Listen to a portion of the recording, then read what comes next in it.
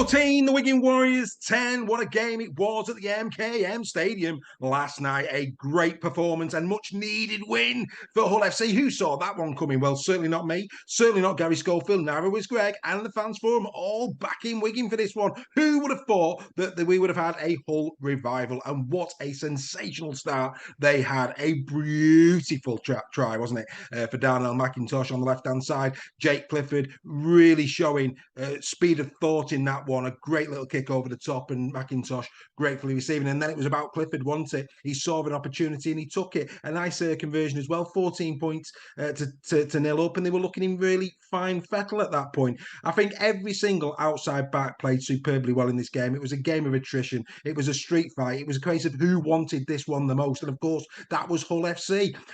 Every single back. Miski brought the ball out well. Of course, Thornley playing for Wigan last night, 2 tries, but more importantly for him, some really fine meters out of back play. Did very well indeed. In the middle unit, Chris Satai. I mean, what a sensational 2 weeks Chris Satai has had off contract. Everybody knows he's off contract. Tony Smith, a little bit concerned that he might lose him. He's clearly testing the market. And on this performance, there'll be many takers. The checkbooks will be out. No question. 105 metres. But it's not just that. It's the 36 tackles that he did as well.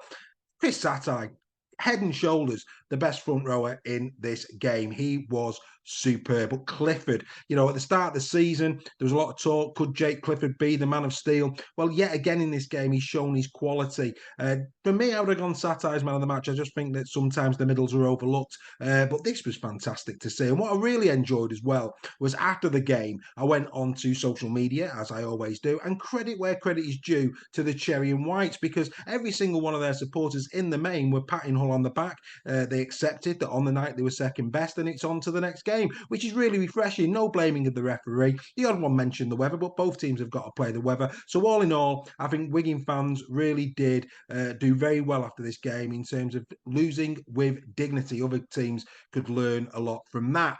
Well done to Matt Pete, of course, celebrating the supporters that made the long trip on a Thursday night to Hull. And of course, Tony Smith doing the same. Over 10,000 in the MKM again for this game. They've had a torrid start to the season, Hull, but the fans just keep turning out for them, don't they? And they got their rewards in this one with a brilliant win. Nobody saw it coming.